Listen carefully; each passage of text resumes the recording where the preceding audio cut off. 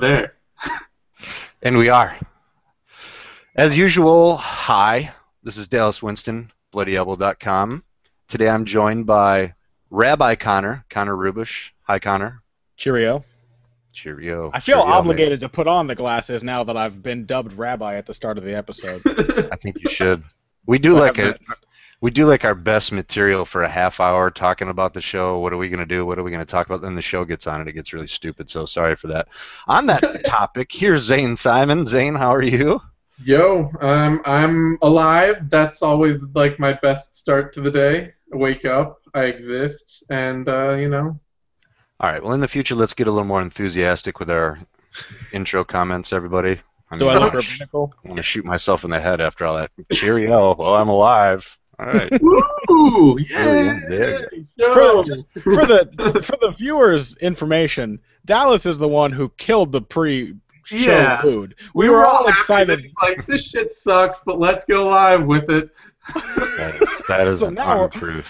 Now we're bummed, and then Dallas just sells us out on the air about it. No kidding. I get you all depressed and then hit the button. I'm like, hey, guys, be chipper, will ya? What's the problem? Knife in the back, Dallas. Knife in the back. Come on. All right, so with that very professional and smooth intro out of the way, we're going to revisit the Weidman versus Machida title fight at UFC 175. I'm going to kind of open it up like we did in our pre-show powwow. And I'm going to ask what everyone thought about it, because I found maybe my opinion wasn't in line with the consensus. I thought it was a good fight, a great fight, but I heard some, saying it was one of the best middleweight fights ever and one of the best title fights. And that's fine. I'm open to all those opinions, but those were just not my feelings. So, Zane, start us off. Give me your overall thoughts on this fracas. I mean, I thought it was one of the best title fights ever, honestly. I'm of that opinion. But partially, too, that's because I feel like in the past year, we have seen 3 of the best title fights ever now. I mean, honestly, between this, Gus Jones, and Hendricks Lawler, we're getting some of the most singularly competitive title fights that we've ever seen. Yeah, because I thought you were going to say, the first one that came to mind was Dillashaw and Barão, but that wasn't necessarily competitive. I thought that was just an amazing, shocking. Amazing performance. And, we've seen singularly better performances out of fighters. I want to say that. Because, obviously, Anderson Silva beating any of the number of people he beat was almost always an amazing performance. Sometimes it was just Anderson Silva doing whatever he wanted that was not fun. Dillashaw's performance was certainly, it's hard to even think of a better single performance in a title fight than that, because you had somebody who was expected. I mean, Anderson Silva was never really expected to lose, except when he fought Rich Franklin.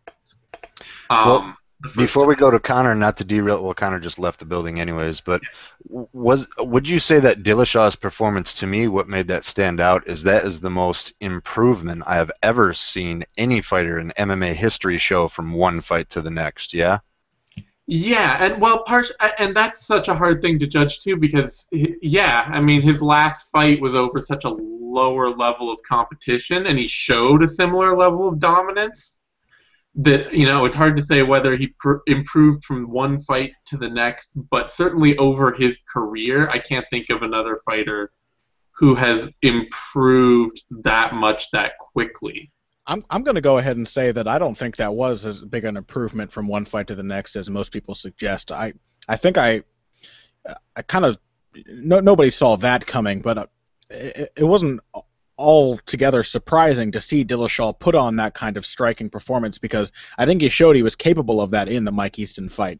It's not Renan Barão. I realize that. It's a far cry from Renan Barão, but just the skill was there. I mean, the application was that crisp. I would say it's sort of like watching Anderson Silva beat Tony Strickland and then Rich Franklin. Yeah. Very good. Or even Chris Lieben and then Rich Franklin, although Chris Lieben at the time was considered to be a pretty top middleweight. But I would agree with that. We saw him do that. We saw him execute to that degree against a low level of opposition. So I don't know that he necessarily improved. that much from the Easton fight to the Barão fight, but he definitely, it wasn't expected that he would be able to put on the same kind of performance against Barão that he did against Easton. He dominated both of them with comparable ease. Yeah, and that's the part that's just sort of mind blowing, and especially when you consider like watching Dillashaw fight John Dodson. You know, he looked like his striking was garbage back in the day. So from even from I think the Assunção, Easton, and Barão fights, we really saw him coming together as a striker. But even before then, when he fought, who did he fight? Von Lee. He fought or Hugo Viana. Yeah, Viana, and before that was Issei Tamura. Both of those guys showed improvements, but since the Assunção fight, we've really seen him at kind of a very high level. And I think the Assunção fight, he had the skills he has now, but he didn't quite have the smoothness, the transition from one to the other, the ease and comfort with which he was using them. And then against Easton, he did, and then against Barão, he showed that he could have the same level of comfort and smoothness against one of the best fighters on earth. Yeah. All right, so Connor, keep talking. Give us your thoughts on Weidman Machida. General overview. This is a tough one for me. Dallas was not as impressed as he thought he would be. Not to bury the lead and spoil Dallas as part of this conversation. Zane was very impressed. I think most people were very impressed. It's hard for me to gauge, and I think Dallas will share my thoughts because I'm an absolutely massive Machida mark. I'm a huge Machida fan, so I really can't tell if my excitement in the 4th and 5th rounds of this fight was because it was such a good fight or because I thought Machida was about to win his 2nd world title. And he did seem very close at times. But, you know, going off of what Zane was saying, I do think this wasn't, I'm not sure if this was Machida's best fight, but he showed an unprecedented ability to deal with pressure, especially the kind of outside pressure that you will experience in a title fight. And I think that's really part of what made him fold when he fought Shogun the first time. He looked very worried. When he fought Jones, he absolutely crumpled after Jones started to use his grappling to his advantage. This time, Weidman wrestled him, and it didn't seem to phase him. He got badly hurt in the 3rd round, and he came back in the 4th round and looked like a beast. And the thing that I really loved about this fight, Machida comes out in the 5th round, effortlessly stuffs a Weidman takedown, and wags his finger at Weidman, which is a kind of bravado I never thought I would see from Lyoto Machida. Dallas, you make a face like you don't remember that. I do not. It was spectacular. As a Machida fan, he stopped a Weidman takedown, backed Weidman up to the fence, and waggled his finger at him like, nope, you're not going to take me down that easily. It was very uncharacteristic. Yeah, exactly. A level of confidence that you're not used to seeing from Machida, and a level of braggadocio that you don't really expect from somebody who seems so reserved and quiet and respectful. And then, you know, he was still his quiet, respectful self after the fight. After the fact, he was so polite. He congratulated America on our Independence Day, which was a sweet notion from the karate legend. So, I mean, I really enjoyed the fight. I don't know if it quite compares to Hendricks Lawler, which I was losing my mind all throughout. I think it's on the level of Gustafsson Jones for me. And I think whether it matches up with those or not, I think it's a fitting addition to, as Zane was saying, a spectacular string of title fights in the last year or two of UFC history. We've really seen some of the best, highest level title fights of all time now, and the top athletes in MMA are better now than ever before, and I think that's very clear from Gustafsson Jones, Dillashaw, Barão. Even though Barão didn't look great, Dillashaw, a top athlete like we're not used to seeing in that division. And then Hendricks Lawler, and now Weidman Machida, all of those very high-level skills on display. And to me, that's the greatest thing in any sport, when you have a big, hyped-up bout, match, whatever, and it lives up to the hype. Because, you know, we've seen that a bunch of times. In the UFC, it's their job or whatever, but of course, they're going to hype every main event like it's one of the, a can't-miss fight. But lately, we've had hype behind it, and the hardcores and the casuals, both kind of sides, were all united and interested and looking forward to it. And the main events have definitely delivered. So I'm kind of glad that you said that too, because we often, I don't know, maybe it's human nature, but we always want to rank, was this one of the top 5 title fights or middleweight fights ever? The point was, it was a great fucking main event. It was a great fight to sit back and watch. And I don't know Zane's point on this, but Connor mentioned it, and it's something I agree with. I've always been it's impossible not to be impressed with Chris Weidman. But when he was, defeating the likes of Jesse Bongfeld, actually, I think that short notice fight with Damian Maia, it wasn't a bad thing, but it just kind of slowed this huge freight train of momentum that he kept building. But this fight, I am more convinced than ever that he is, truly special. He was always special, but now he's one of the all-time specials. There's just not a lot of people with his skill set and the application. We have never really seen anybody do. I don't think you guys can argue with me on this. I don't think we've ever seen anyone shut Machida down so thoroughly and efficiently for the first half of that fight. And I got to say that was some of the best ring craft as far as pressure and cutting off the cage. One of the better displays that I can remember seeing ever. Too much, too little, agree, disagree? No, I agree. I think this fight, if nothing else, justifies or reaffirms the legitimacy of Weidman's wins over Anderson Silva. Because people are saying, oh, Anderson was washed up, Anderson wasn't taking it seriously. Weidman is clearly good enough at pressuring an opponent and cutting off the octagon to beat up and knock out a counterfighter of Anderson's caliber or comparably Machida's caliber. He did it against Machida, who was very healthy and who has looked in his recent fights better than ever before at middleweight. And so I think it just goes to show that Anderson Silva, if and when he does come back, will probably still be a top middleweight. He just can't beat Chris Weidman. Well, in two quick comments before I send it over to Zane. The first, with the Silva fight, I always want to word this carefully because I feel like if I don't, one group really jumps on me. But I wasn't, I'll say that I wasn't as impressed. I didn't consider those wins as definitive as a normal win. And what's a normal win? One where the guy's not goofing around, fucking, with his hands down at his waist, clowning. And, of course, that's Silva's fault, no question about it. And then, in the second one, he cracked his leg in half. So, to me, that's just reality. We usually don't see fights end that way. And sure, Weidman, the way he checked that kick, but whatever, the way that he beat Machida, because to me, Machida does everything almost better than Anderson Silva when Silva's fucking around. His movement's better. He's got way better takedown defense. And he's just more methodical, where Silva's a little more flashy and showy. I don't remember what my point 2 was on that. But so anyway, Zane, your thoughts on Weidman's ring craft and cutting off the cage? One of the best ever?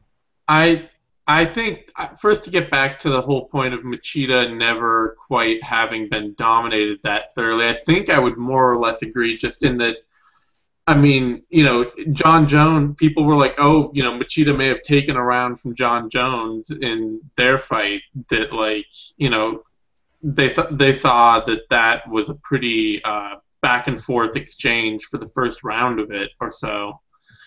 And then otherwise, Shogun's second fight with Machida was almost nothing to it. It was just a quick knockout. The second fight with Shogun was entirely a Machida fight until Machida was knocked out. Right, yeah. Usually, Lyoto, I just want to clarify my statement, we haven't seen someone bury him in a corner and keep him there. At some point in time, he sneaks out and gets into open space and restarts, and I don't remember that happening at all. What we haven't seen with that consistency, I think we saw it in the second round of later in the John Jones fight leading up to the finish, is that we haven't seen that was the only other time I've ever seen someone create offense that consistently against Machida without getting hit in return. Yep. Consistently. And still, Weidman still got hit hard a lot. It just didn't seem like it, because Weidman does, he's got he no-sells shots better than anybody out there. The fact that he had to be taken to the hospital, or he has to be checked out for a rib and elbow and a jaw and a foot, and every part of his body might be broken. Just shows that the kind of punishment he was taking throughout that fight that we weren't seeing as fans at all until late. I would say the rib, and this is something that, even though it's effective, I thought Machida went to it too much, and this is one of his signature moves. When he's on his back foot, backpedaling in reverse, he'll change directions, of course, with that left hand and pounce into range. But one of his best signature strikes is coming forward with that. It's kind of just a step-in spearing knee. Mm-hmm. He always does it. The key, we've seen that before, but he does it with the perfect timing when his opponent is literally almost jogging straight forward. Yep. To digest, a nasty knee in the sternum. Those are just deadly strikes. He was throwing that a lot against Weidman, but when it got to be later, because he wasn't, and it's hard to cash somebody out with a body shot like that and finish.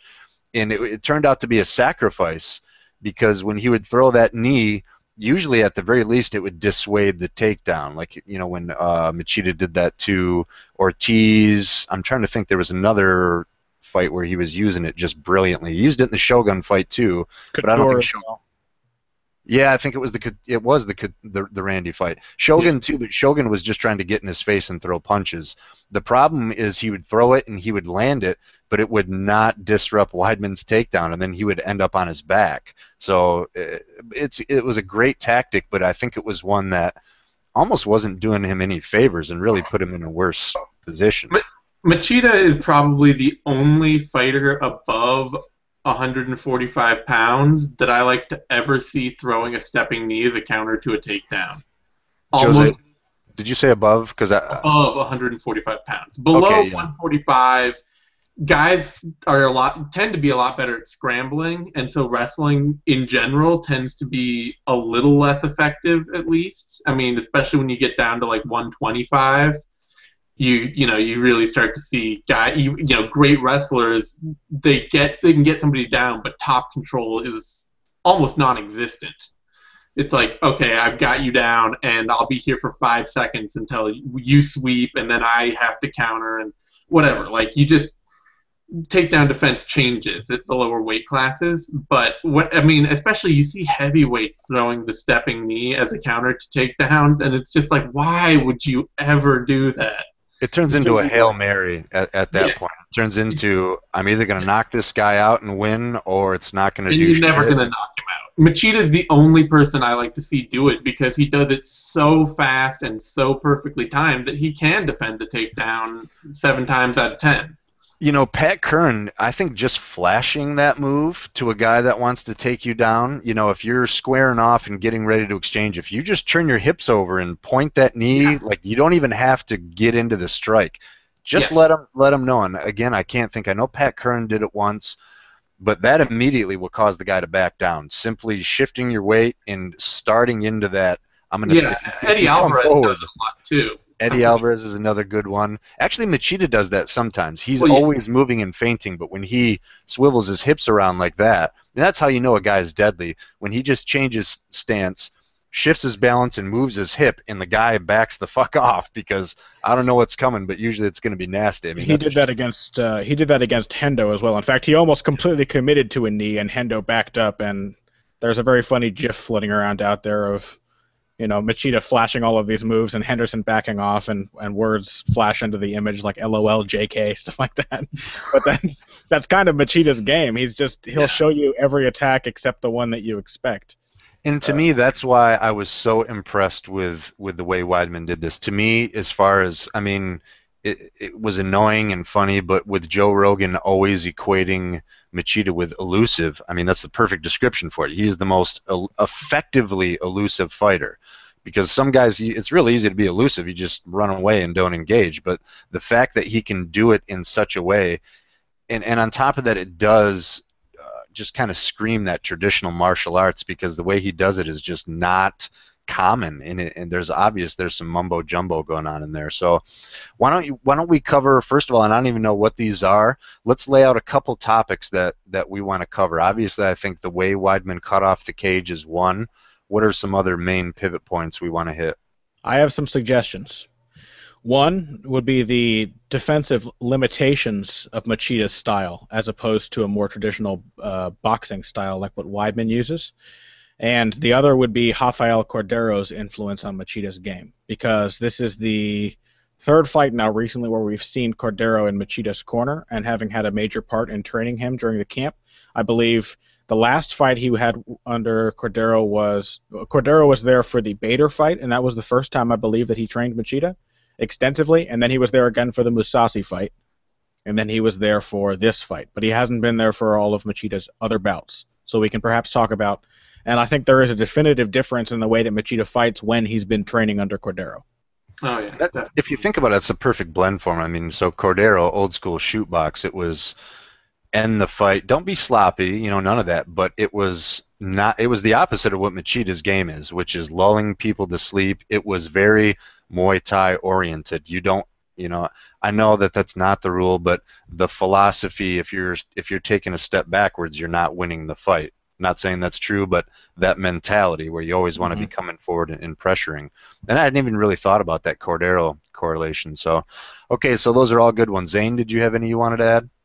The big ones for me are Machida's ability to figure Weidman out late to at least a certain degree. I mean, to the degree that he could actually really do damage and almost stop him. And commentary. We got to talk about commentary because this was one of the worst commentated fights I've ever seen. I'm not disagreeing, but I don't remember. Maybe I've just gotten kind of all right. I was going to say Anyway, used to that. So that's a lot to cover. Let's start off with Weidman's ring craft and cutting off the cage. I mean, everyone, even if you're not a super hardcore MMA guy, the idea is simple. Machida's at his best when he is out in open space. He has all these feints and angles, and if he is at the 12 o'clock portion of the clock, looking down at his opponent at 6 o'clock, and he has all these different routes and room to shuffle, pivot, move, angle, feint, that's where he's at his best because that just makes him harder to deal with. He's got more weapons. He's throwing. It's way too much shit for the defender's brain to comprehend. And people, of course, have before tried to limit that, but I mean that's why Machida is Machida. He's the best at enforcing that style. So 2 comments before I send it over, Connor. I'm gonna have you start on this one.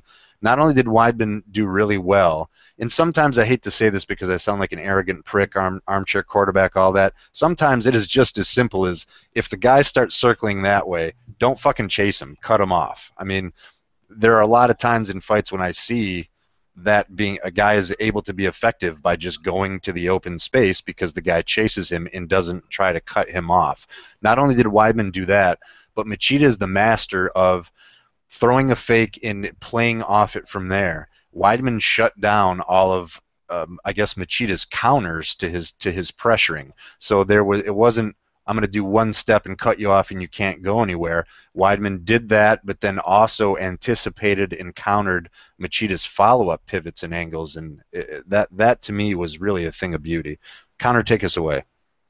I think you're absolutely right. I think that cutting off the cage, it's both more complicated and simpler than it seems. Really, so we see so many guys. I mean, Mousasi did this to Machida, which shocked me because Mousasi is typically very good at cutting off a ring, but he doesn't seem to have that much of an idea of how to cut off the octagon. Or he was just easily out-tricked by Machida. Weidman didn't follow. He didn't do much pivoting, honestly. He just kept sidestepping around. The important thing that guys like Machida are waiting for is even if you can sidestep and keep their back to the ropes or to the fence, they're looking for you to attack in a straight line because then they can make you miss and they've suddenly got the whole center ring to themselves. And the thing that Weidman does, and he did this against Anderson as well, that I find so impressive is that he knows how to attack in diagonals. He knows how to come forward to his left with a left hook. He knows how to throw the right kick to corral somebody in. He knows how to move not only forward, but forward and sideways to keep you in his sights and make sure that even if that shot doesn't land, you're still right there in his wheelhouse when he misses. It's rather than attacking straight forward and letting the guy squirt out the side and take center ring. Just a quick opinion on that. My only guidance or my kind of philosophy on that is that there isn't necessarily a best way. There's a bunch of different ways that work well for different fighters, but the only absolute is that do not attack in a straight line. Yeah, well, absolutely. You need to keep that. Oh, sorry. No, go on. I was going to say part of that is that most fighters' footwork only goes forward. It only goes forward or it only goes to one side. I mean, you see a lot of fighters who only effectively really circle one way. Yeah, and that's the problem is that when Machida's always going to his left, and then a lot of fighters are only comfortable pivoting to their own left. So then they end up with both fighters side on to the fence and a whole bunch of open octagon to their side. They leave this big opening. Weidman knows how to move to his right. He knows how to sidestep to his right, like a lot of fighters really don't, fundamental as it seems. And he knows how to attack going forward and to his right. I think the biggest thing is that he came out in the beginning of this fight and immediately threw 3 kicks. And none of them landed, but he immediately showed that I'm going to hit you if you move to your left. I'm going to try to hit you and cut you off. And that's what got Machida into the fence.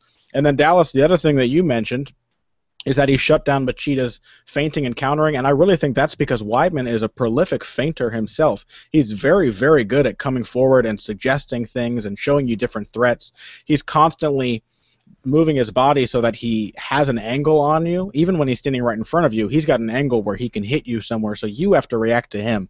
He's basically constantly taking away the initiative from his opponent, which is the real key to pressure fighting. And the key to counterfighting is making the opponent think he's got the initiative when really you're making him react the way that you want him to. But the thing is, Machida was reacting to Weidman the whole time. And as a counterfighter, counterfighting really isn't reactive. Counterfighting is anticipatory. And Machida was not able to force Weidman to do what he wanted often enough in those earlier rounds to anticipate correctly and counter. When he did get the counters through, they were as beautiful as ever. The first counter left that he landed on Weidman was very clean and was an excellent straight left counter to Weidman's kick. And that was when Machida started to get an idea, but then he didn't land it again for another 3 or 4 minutes because Weidman started to mix things up and feint Machida and keep him from catching on to what Weidman was doing. And he went away from kicks a little bit. I'm not saying he said, oh, I'm abandoning that strategy, but it was brilliant because right away Machida figured that out, even though it was just on one exchange, so Weidman went to something really different, which is really a tribute to his diversity. And I don't even mean fighting. I mean, the dude's intelligent. You know, I mean, he's thinking not only did he come in with a strategy, but that proves to me he's thinking on the fly out there with live fight IQ. One quick question. To me, as far as attack angles, because that's different than Machida, because Machida usually lullabies and lures people in. For me, the archetype of a good example, not that everyone needs to do it, but to me the best attack angles and patterns is Frankie Edgar. Because he reminds me, because I relate a lot to basketball, so if you're trying to get by a dude one-on-one, you know, you don't always just want to jab step one way and go the other. I mean, you want to throw a whole handful of feints at the guy. That's what I like about Frankie. He's moving up in, levels this way. So he's moving his head and, changing his level for takedowns. He's also, faking one way, committing another, and then again faking. And that's even before he gets into range to throw his hand. So can you guys think of I don't want to say a better, but other top examples of fighters who use excellent angles to attack? Well, Dillashaw. Yeah, absolutely, and that to me that was the brilliance of his performance. Dillashaw has become, to me, the best angle cutting fighter offensively in the UFC. I mean, he was behind Barão half the time. Like, he's become amazing at that, and that's one of the things that he's doing. And he's doing it to a better level than I've seen pretty much anyone else do. Connor, any other top examples you can think of? I just had a name in my mind, and then it vanished as I became enraptured by Zane's comments on Dillashaw. I started daydreaming about Dillashaw, as I often do. And, well, I had one other thing I wanted to say here too. Cruz. What about Cruz? Oh, Cruz. Yeah, Cruz was also very. We haven't seen Cruz in a while, but Cruz's footwork is very unique and very effective. And the thing that Cruz does better than almost anybody else, which now I think perhaps better than Dillashaw, because basically Cruz and Dillashaw have similar footwork with their willingness to change stances and attacking on angles. They just have a different focus. They both cross their feet too, which traditionalists scoff at. Strategically, they cross their feet strategically. It is a risk. I mean, the traditionalists are correct in that it is risky. If anybody catches Dillashaw mid-switch, he's getting knocked down. That's basically all there is to it. But to me, that's what MMA is. It's finding areas where, sure, there's a little risk there, but it's fucking MMA. I'm going to make it work. Sure. And they make it work brilliantly. We've seen this in boxing too. I mean, there are guys who fight like aggressive counter fighters. Often are no longer tied to the typical rules of boxing, because they have enough confidence in their defense and enough knowledge of what the opponent is going to do that they can break the rules to find, shortcuts to good angles. Mike Tyson did it all the time. Mike Tyson would switch to southpaw and things like that to find angles on people. And all of Brendan Ingles' fighters, Nassim Hamed and Harold Bomber Graham and Johnny Nelson, all of those guys were comfortable switching stances if it meant finding an angle. That's the difference, is that Dillashaw is all about finding an angle so he can hit you some more. Cruz is all about attacking on one angle and then exiting on the other. So for Cruz, the focus seems to be on escaping after hitting, pot-shotting and then getting out. For Dillashaw, it's about hitting and then hitting you some more when you try to defend the first hit. That's really interesting, because with Frankie Edgar, of course he gets hit sometimes, and a lot of that is law of averages. When he's coming in moving his head around, a lot of times the guy, it doesn't matter. When you're here, sometimes if a guy throws a strike, it's not even there. Frankie gets hit a lot, and I'm really kind of fascinated that you brought that up, because I would guess, let me know if you agree, that Frankie doesn't spend a lot of time on his exits, mostly on his entrances. I think you're absolutely right. I think that I would say he and Eddie Alvarez have a similar problem in that respect, in the way that they attack and then are often wide open to get hit. Yeah. After attacking. That's absolutely it. With Frankie, the problem is that he loves that lead right hand. He loves the switch up between that soft right hand and the knee tap takedown. They look almost identical, and it's a beautiful switch up when he lands it. The problem is that Frankie gets that, and he'll land that right hand, and then he'll just hang out because to do that, anytime you strike, you're compromising your position defensively, and a right hand, more than a strike like a jab, for example, it really opens you up. Frankie will land that right, and then he'll kind of hang around and admire his work a little bit, and that's when he gets tagged, and that's when he gets hurt, because he's not in a particularly good position to receive a strike. Frankie's very counterable. He's very hard to predict, but if you can eat his shots, which unfortunately for Frankie most fighters can, you can also hurt him in return. So 2 more things came to mind. First, my personal philosophy is the heart and essence of all martial arts is balance. I mean, that might be some Miyagi shit right there, but I do agree with that, because no matter what you do, if you're off balance, you're not going to do whatever you're trying to do as effectively and efficiently as if you are on balance. And to me, the second one is angles. And it's just for the simplicity of what we're talking about. If you attack a guy head on with his guard who's expecting it, it's not going to be as effective as if you're at 1 o'clock, 2 o'clock, 3 o'clock. I would replace angles with the principle that makes angles work, which is leverage. I think balance and leverage, those are the two things. And when you are in a good angle to somebody, they don't have enough leverage to absorb the shot that you're hitting them with. You have enough leverage to power through them with your strike. I don't disagree, but leverage to me is more inclined to contact range rather than free movement striking. But I get what you're saying. The point is, and actually to me, the second thing I was going to say is, to me, watch Ben Askren wrestle, because if you watch him, he is a master of constantly changing angles, and all the high-level wrestlers will go for a shot, and sometimes we see guys go for a shot, no shit, I didn't get it, I got to reset, what am I going to do? That first shot for Askren is just like the appetizer, because then he'll switch to a single. And the whole time, though, what's key, not only is he chaining his techniques together, but he's constantly moving around to get off, the 12 o'clock angle of his opponent, which just opens up a lot more for him. I think the principles are the same, to be honest. I think that balance and leverage, things like that, I think that there's very little difference between wrestling and boxing. And I think, you'll find with old-time boxers, those guys used to wrestle too. They were mixed martial artists, even if the rules they competed under weren't mixed martial arts. Bob Fitzsimmons wrestled as an exhibition and used to out-wrestle top-level wrestlers in exhibitions before crowds. That's just how the way that boxers trained, because wrestling teaches you how to use the things you already use in boxing, but in, as you said, contact range. But I want to get into this before I forget it, and you guys just talk over me on nerding out over the next hour.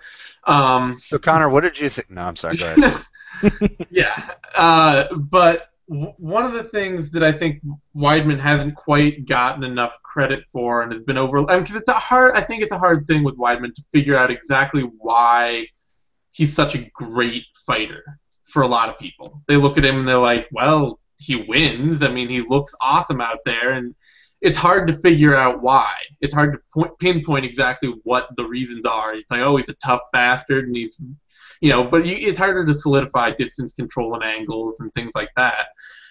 But one of the things that he really does, and it's a big part of why he cuts off the cage so well, is that and it has everything to do with angles and leverage, is that he's probably Anderson Silva levels of good, if not, he's probably one of the best fighters in the UFC at creating the clinch, at getting in and creating clinch opportunities without getting hit, without getting shelled.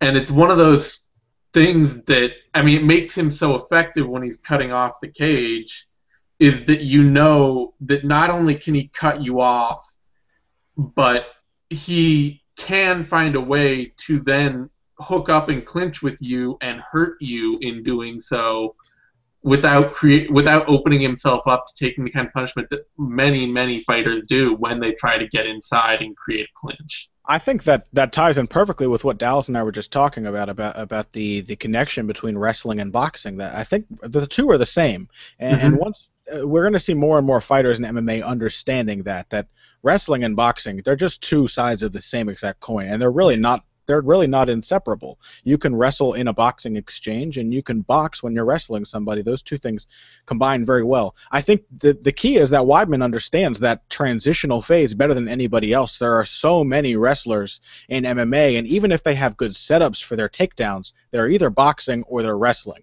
And with Weidman, he's just fighting you. It's just mixed martial arts for him. I think that it'll open your eyes if you watch somebody in boxing who's also good at getting to the inside, like, for example, Andre Ward, whose entries into the clinch are beautiful and they're almost identical to the way that Weidman gets into the clinch. He's got a very long jab, and he'll change levels and step in with that jab, stick it in your face. His hand gets removed from your vision, and suddenly he's right up next to you, and he's on the inside, and he's hitting you. And that's what Weidman does too. His single leg attempts are visually indistinguishable from his jab, and he will use the jab to close the distance and get inside on you. He's boxing his way into a wrestling exchange, which I think is what's so beautiful about his transition game, and unfortunately is so subtle that Weidman will probably bore a lot of people. Compared to Anderson Silva, he doesn't have anything that stands out. The only thing that really stands out about Weidman's game is how good he is at beating the shit out of top fighters. It is hard to pinpoint. It's like I say, it's one of those. It is one of those skills too. It's like footwork. It's one of those skills that is really fundamental, but a huge portion of MMA fighters don't have at all. Yeah, they do not have that ability to get from the outside to the inside. They don't have clinch entries. Their clinch entries are usually come forward and pray.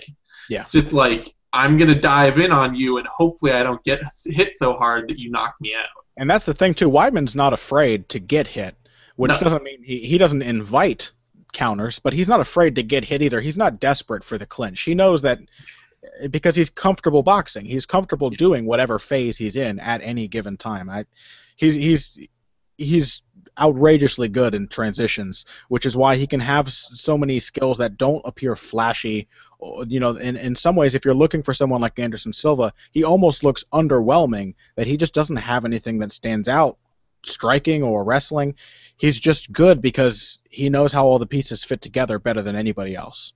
Well, I'd say he showed shades of each one. That's what I liked about his progression, and that's why I was a tad hesitant, because he hasn't given us the whole ball of wax ever, but in each performance he's filled in another, I don't want to say hole, but an area that was a question mark. Going back to the footwork thing, because I imagine there might be some people, let me throw this example out there. Footwork, this is how important footwork is, because there's a fighter with one of the greatest fighters of all time is what I'm getting at, BJ Penn, and he has absolutely horrendous footwork. Almost no, in my opinion. Am I wrong there? I mean, that speaks to his other skills, but footwork is, let's just say, not highly prevalent in his game. Yes, no? I think that's fair. I don't know if it's horrendous, but I think that's clearly the reason he was outworked by Frankie. I think BJ's very good at finding angles when you're standing right in front of him. He's good at like these level changes, these little slips and stuff like that. But when it comes to moving his feet to find those, when I say angles, I mean like if you slip a jab, you now have an angle for your right hand. Yeah, even if you haven't range. moved. Like, Yeah, exactly. Toe to toe. feet, you now have a sort of angle, or a level change is a sort of angle as well. But the kind of angles that Frankie Edgar used against him, he clearly had no answer for.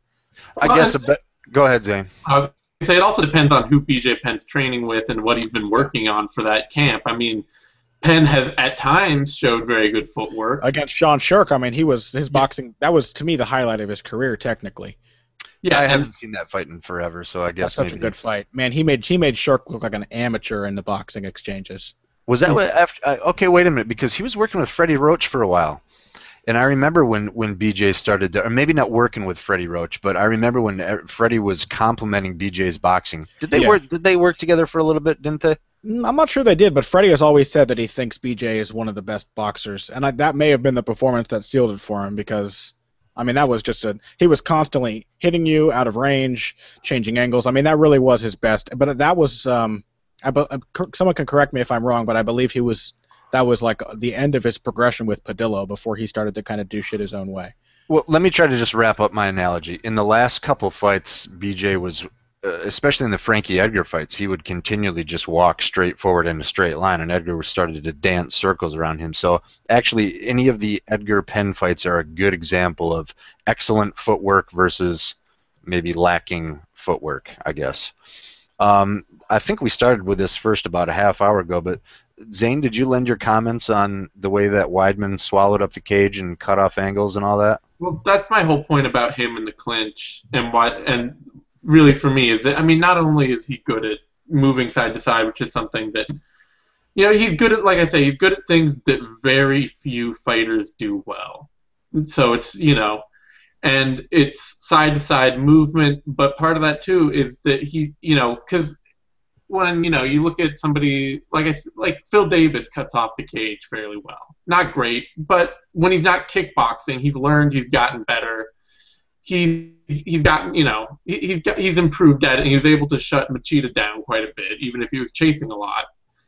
But at some point, there comes a point where Davis has to enter into the clinch. That's his game.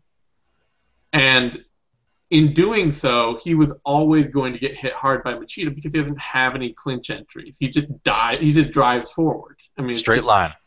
Yeah. Or even if it's not a straight line, there's no there might be a winging overhand right, or like the entries of how he creates the contact. At some point, you're just like, okay, he's gonna wrestle me. The footwork wasn't there. There were no tools to close the distance intelligently. Exactly. Fairly predictable. And so even if he can crowd an opponent, oftentimes the takedown itself is just a matter of, are you good enough to stop this, because you're going to know it's coming. Yeah.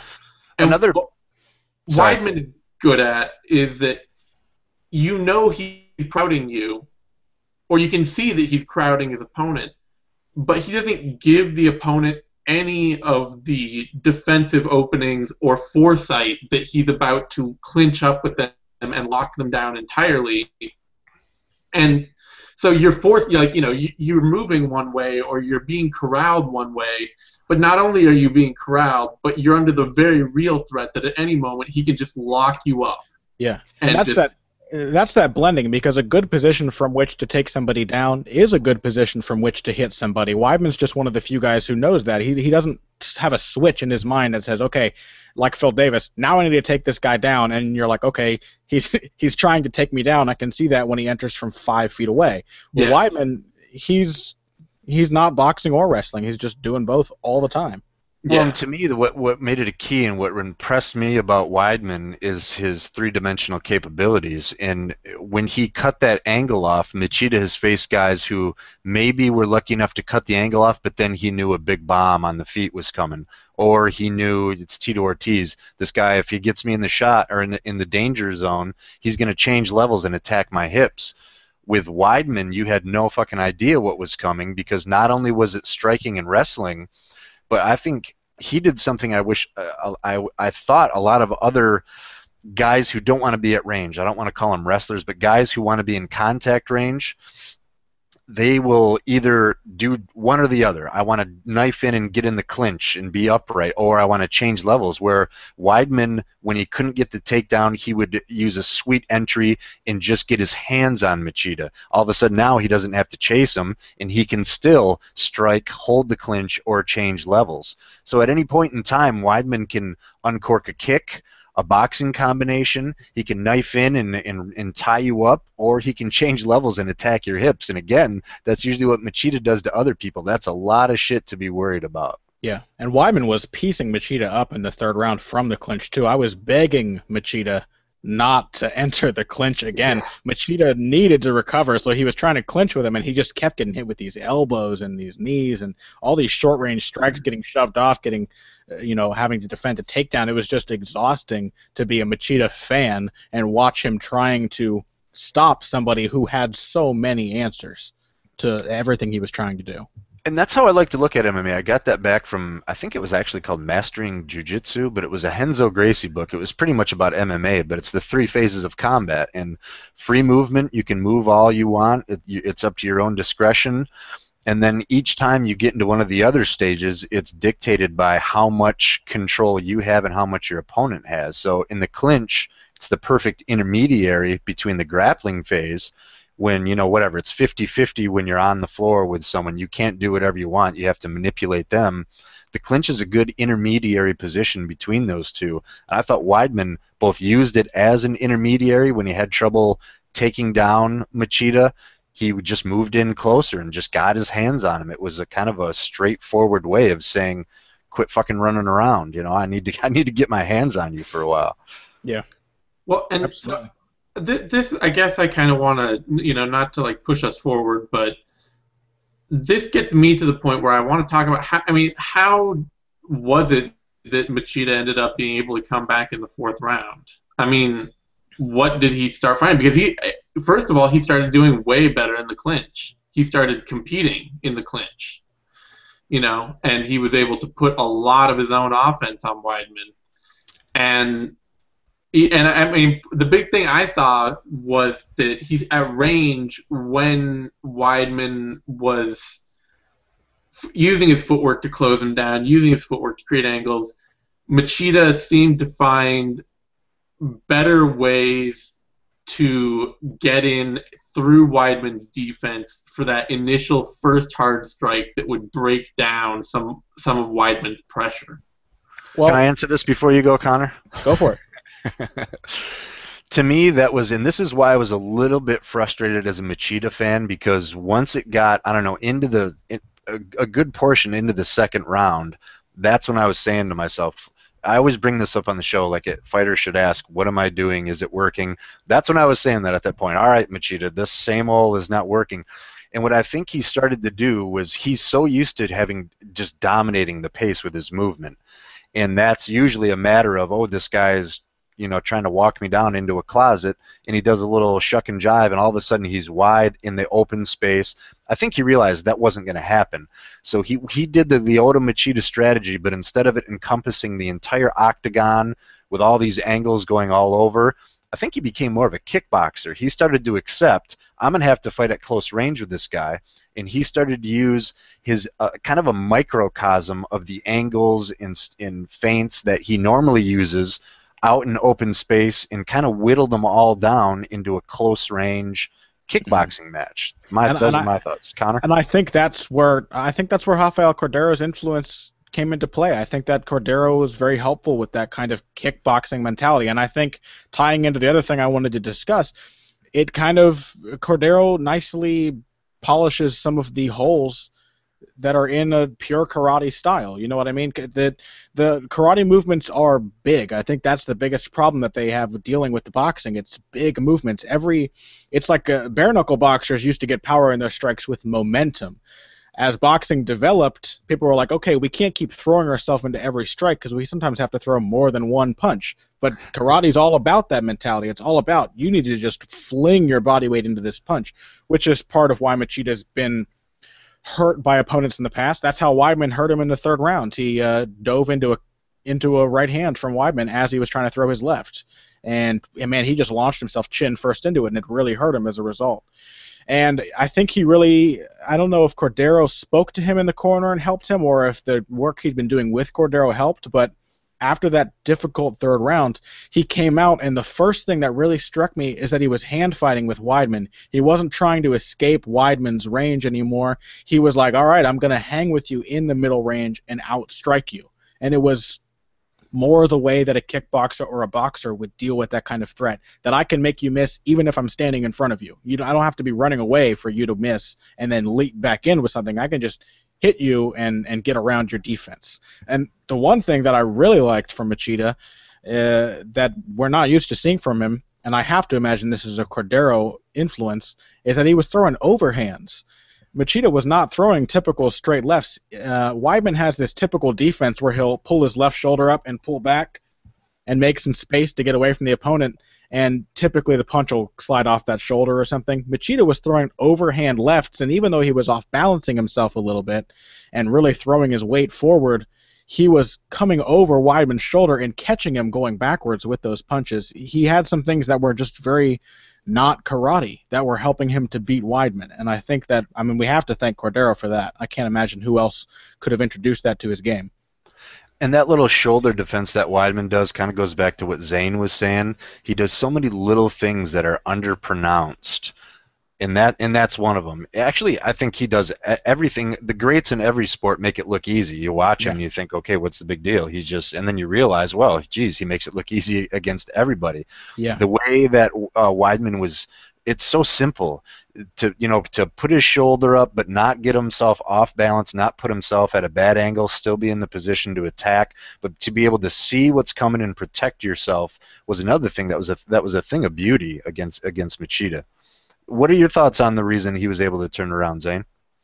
Well, I mean, those are the biggest ones. Is that I think you guys picked it up a lot. I mean, a lot of what I saw too was just that he was able to collect himself from what appeared to be a very panicked state. I mean, there were a couple of shots of Machida at the end of rounds just looking lost and looking like, oh God, I don't, this is, everything's not working.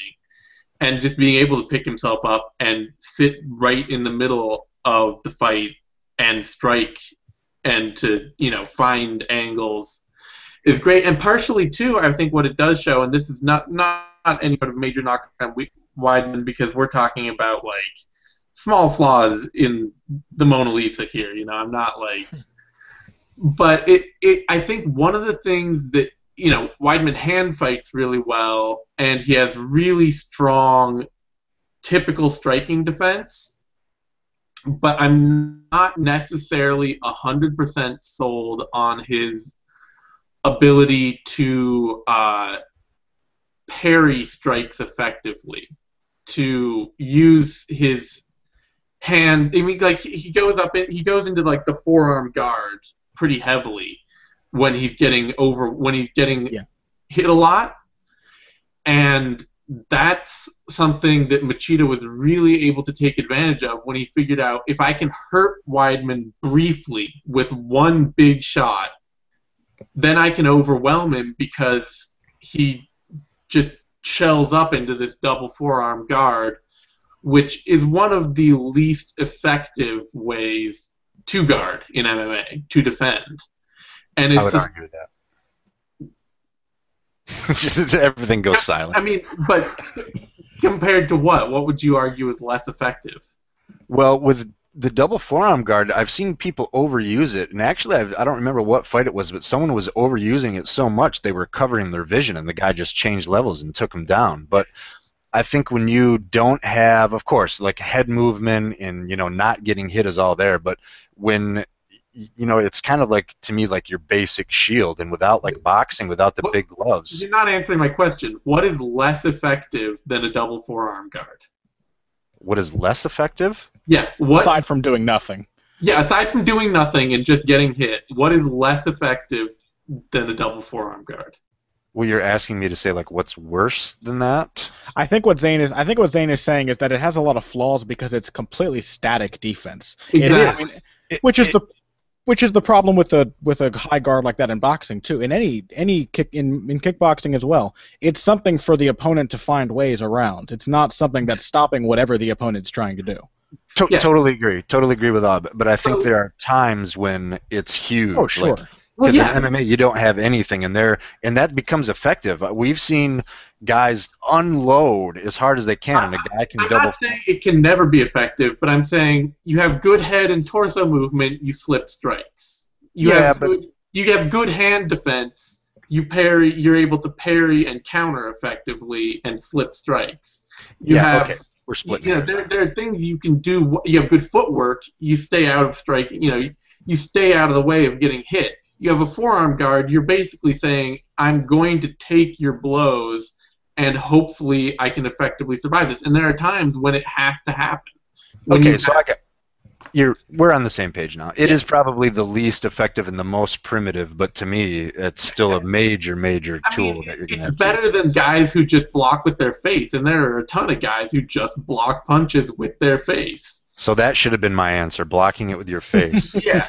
So, but going back to your original point on Weidman, I think you're saying it's kind of like what we talk about transitions and everything. He has good striking defense, he has good striking offense, but he seems to be either in one mode or the other rather than shelling, absorbing the shot, and peeling one right back. That is absolutely what I was going to say. That's the problem. And you know what? The thing is that it's really nothing to worry about with Weidman because that's more than any other skill, that's an experience thing. The ability to blend one into the other, it really just takes time. And I was just watching a lot of footage on Canelo Alvarez, and that used to be his problem as well. We've seen him really turn a new leaf as far as I'm not just defending. At any moment when I make you miss, I'm in position to hit you back. And the problem with Weidman right now is that sometimes when he defends, he's not ready to hit you back. Yeah, I mean, even at a very simplistic level, you look at Anthony Johnson lately, and in that fight with Phil Davis, and suddenly it was like, where the hell did all of this parrying come from? Like, it just comes together. Yeah, and it's one of those things that time will out and it'll improve. But if there was something that also allowed Machida to get back into that fight, among all the other things we already mentioned, that part of it is a small flaw in Weidman because he's had, are we on 11 pro fights, 10 now? 12. That was 12. 12 pro fights.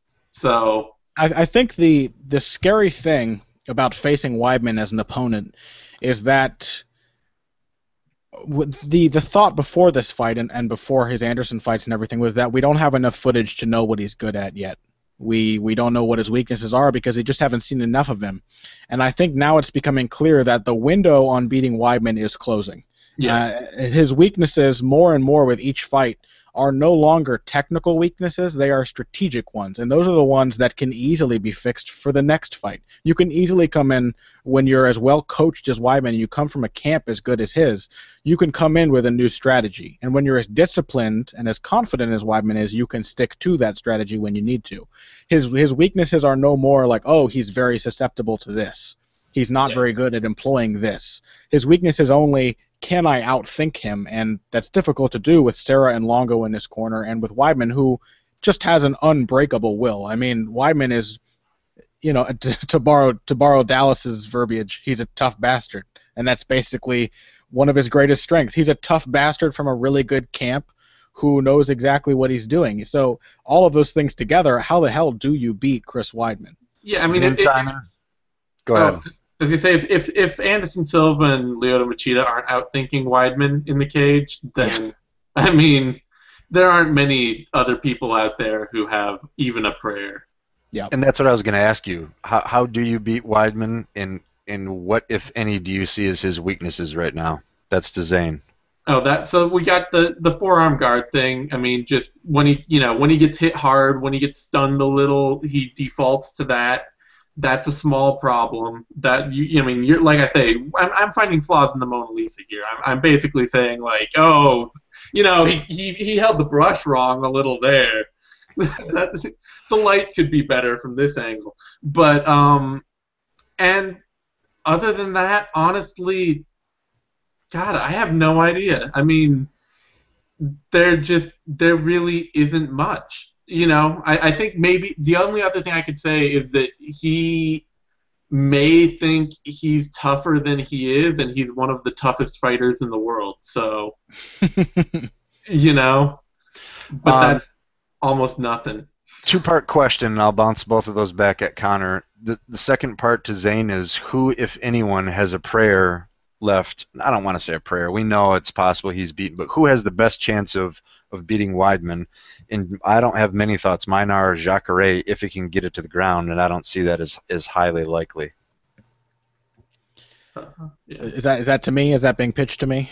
No, that's to Zane, damn it. Oh, to me. Yeah, damn, yeah. Okay. I could see Rockhold with his body attack game being able to maybe find something on Weidman in the same way that Machida found a gap there, a small one, that, you know, maybe somebody could make if somebody could make Weidman really pay to the body, it would be somebody like Rockhold, who strikes really effectively from distance.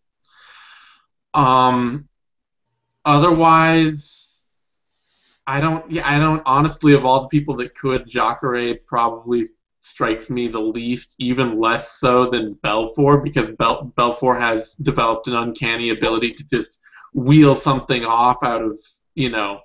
Actually, yeah, and I'm glad you brought that up, because Vitor would, I don't know how I overlooked him, but I don't think Vitor even has a good shot at it. It's just his ability. Vitor's gotten very good at dictating and finding his range early in fights. So that would be where I would see his strength. Likely or not, I would say Vitor Belfort has a chance to knock out any mammal on Earth at any time. Not that it's likely, but the reason I picked Jacare is I'm looking for specialists now, because Weidman has proved himself A-level in all three categories. So I thought, you know, Jacare, maybe one of the best grapplers. I'd put Vitor in front of him just because of the dynamics. Fight starts standing. Vitor's a master of clipping people. So that's another interesting one. So I had a two-part question. Oh, Connor, what are his weaknesses? Yep, lay it on. And I think I basically agree with Zane. The integration of defense and offense, making those. Weidman has come to the level where he's no longer thinking of boxing or wrestling or submission grappling. He's thinking of all of those together. Now he needs to progress to the level where he's thinking of attacking and defending as the same thing as well. That if you're defending, it's only so you can find an opportunity to attack, and every time you attack, you're absolutely ready to defend. They're just both two sides of the same coin. And he still seems a little susceptible to body shots. Obviously, he was struggling with those kicks from Machida. But the thing is his tough bastardness helps him run through that, because you hit him in the body, and then he's going to grab your leg and take you down. And now you're wrestling with Weidman, which is not a fortunate place to be. As for opponents, I don't know. I don't think that Jacare has a particularly good chance, because I don't know that Jacare can out-wrestle Weidman if he couldn't out-wrestle Rockhold. And I don't know that Jacare is pretty good in each area, but I think that he lacks the transition game that makes Weidman so good. And I think Weidman, if not being better than Jacare in those specialized areas, is good enough to hang with him, and is good enough at blending and escaping to other areas of MMA that he won't have too much trouble. As for Dallas? Hi. You got something to say? Yeah, I'm always thinking but I'm waiting for the right spot to jump in. Go ahead. Keep going. As for Rockhold, I can see Rockhold giving Weidman some trouble offensively. The problem is that Rockhold is not good at keeping people off. Yeah. He's really not. I mean, he kept Jacare off, but Jacare was just basically a flying right hand that wanted to take him down. There was no nuance to his game. And we saw that against Vitor. Vitor ran through his distance game because he didn't have anything to deter him. He doesn't sit down enough, he doesn't hit hard enough, and he doesn't have good enough footwork to get out when you run straight at him. Weidman's going to pressure him if he fights Rockhold, and Weidman's not going to maybe finish it as emphatically as Vitor, but he's going to get inside as well as Vitor did and do his business there. I think that the exciting thing about Weidman at this point is that his fights with opponents are no longer about how is somebody going to beat him. It's more about what does this person do well and how's Weidman going to stop it. It's more just about what's the next adaptation we're going to see from him. Like, we know Vitor can knock anybody out, so it's fun to see how's Weidman going to beat this challenge. How's he going to stop that kick from landing? And we know that Rockhold's got this distance game, so it's going to say how is Weidman going to defend on his way to the inside. These are really just less of who has the best shot of beating him and who has the most interesting challenge for Weidman to overcome. You know what the challenge I'm actually most looking forward to now that in my mind I've had a few minutes to think about, if it can emerge, and this is a very big if, Yoel Romero. That is the most fun fight I want to see right now. If in a year Romero can win a couple fights, you know, he beats Kennedy, he's primed for a #1 contender bout. Yeah. And he wins that would just be fun. I mean, I don't think Romero would win it, but God, I want to see it. If he That beats is Kennedy, a phenomenal suggestion. yeah. If he beats Kennedy, which and it's very likely that he will, then I guess maybe I'm one of the ones who thinks that Kennedy actually has a good shot in that fight, yeah. but he certainly has a good chance to beat him. And then I don't know, maybe a favorable matchup like I don't know. I think, who's that? Rockhold? Yeah, I think Romero's the kind of guy who would beat up Rockhold. I think he's got enough of that ferocity that Rockhold struggled with against Vitor. Mm-hmm. That is a phenomenal suggestion. I'm really glad you brought that up. I actually just threw Romero into my.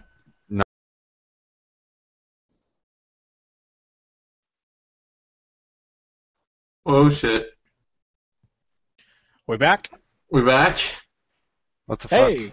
Says we're off air though. It just Yeah, said the video ended because of a server error. Yeah, we're live now. It's live Oh, on my hi. screen. Now it came up live.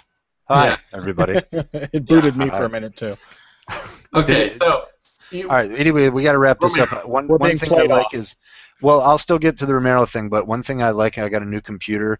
I don't have to plug it in, and it's got just a little over an hour. So once my battery gets low, it's curtains and a little bit. Romero's an excellent suggestion.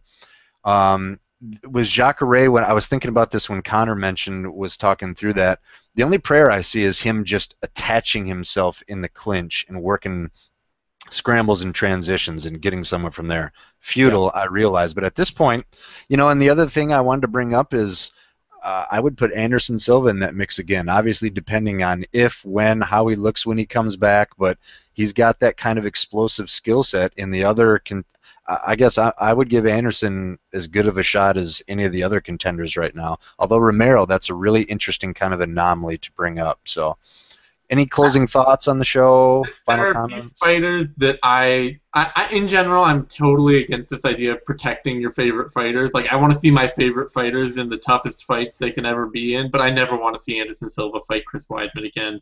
Never, ever, ever. I hope it never happens. I don't want it. I don't want it at all. I kind of agree. I think also that we would see. I think it would be like watching B.J. Penn versus Frankie Edgar 3. It would be really.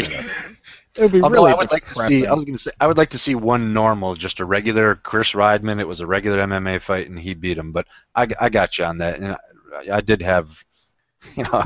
But you know what? I don't think there's no Anderson. Anderson Silva's not the kind of guy that loses normally. Like, he doesn't normally lose, and when he loses, it's really stupid and weird. When he lost to Yushin Okami, he got DQ'd. When he lost to Ryo Chonin, he got inverted heel hooked from a scissor takedown. Like, Anderson Silva does not lose in conventional fashion. Yeah. I think when Anderson loses, it's some weird shit happens. It's just how it's always been with him. Yeah. And I don't want to cry again. Like, I don't want to feel that kind of hurt. I'm sure Anderson doesn't want to cry again. Yeah. I'd will be probably crying. rather cry than have his leg snapped in half. Like, Well, Anderson cries when it's, you know, like, when he drops an ice cream cone or something. Anderson's an emotional dude. hey, is it wrong to like Rocky Road that much? No. Whereas Chris Weidman has no emotions. Yeah. Chris Weidman, and it's not that he's a cyborg. Chris Weidman is just like, yeah, whatever. He's just Long Island cool with everything. And it's that Long Island that comes with it. You know, you can think of some, you know, wrestlers that don't have a huge personality, but is that, I don't know, whatever thing that it does really well, you know, and I kind of like it. All right, anything else you guys want to wrap up? I don't plug my Twitter or all that other shit, so say something if you want to. The commentary. I just really wanted to, like, oh, yeah. buzz that I generally, like you were saying, Dallas, kind of Joe Rogan, Mike Goldberg, they become. I like to think of them as a tonal palette when I watch fights. I love Joe Rogan. I just want to Like slip that in there.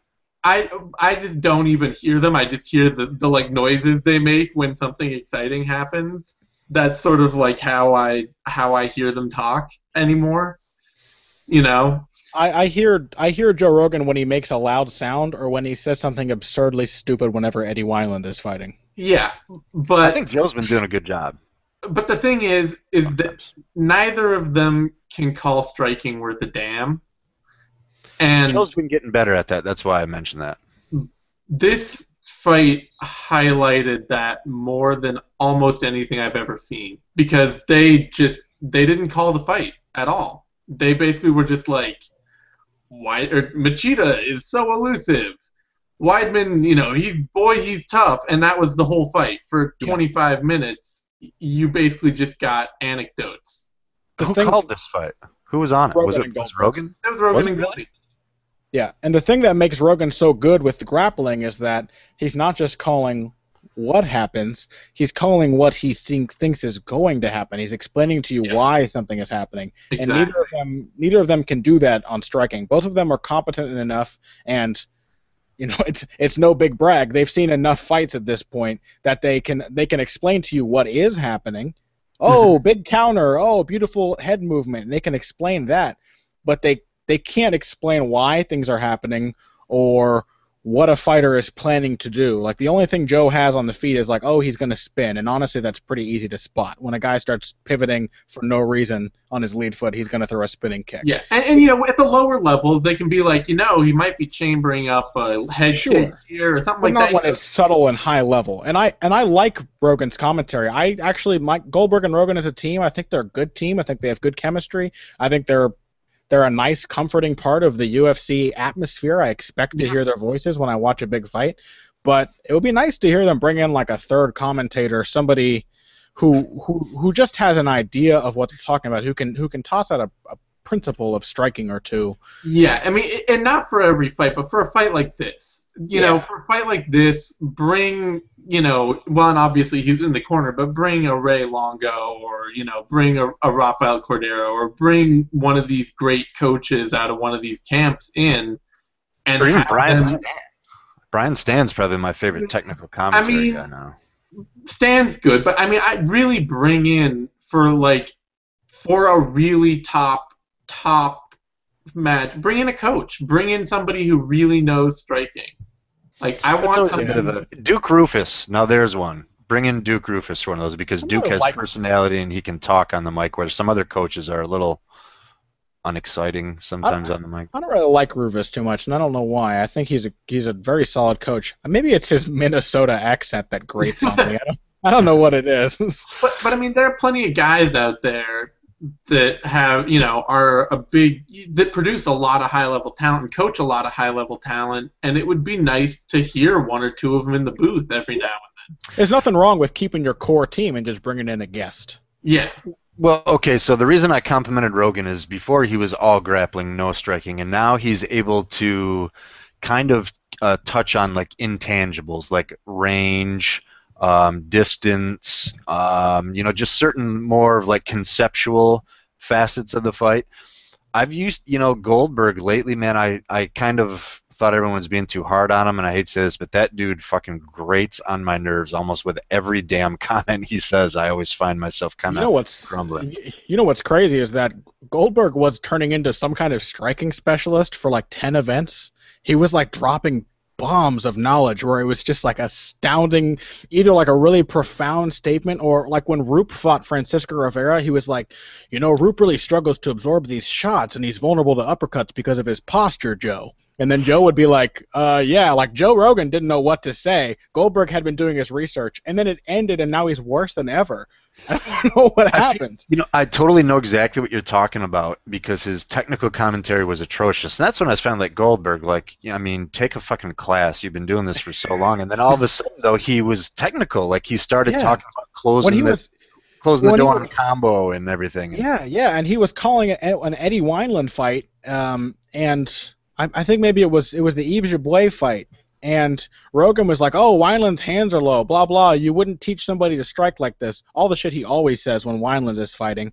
And then Joe's like, he's fast enough, and then he's fast enough to get away with it. And then Mike was like, "Well, also it draws in counters so that he has opportunities to strike his opponent on the attack." Like Mike Goldberg was like schooling Joe Rogan on striking. But then it went like totally. He still uses a little bit, but for the most part, I mean, it kind of went away, right? I don't know what happened. I think he was maybe like reading some articles or something during that phase, and then he decided that it's not worth it, and he'll just do what he always does and yell about corn nuts.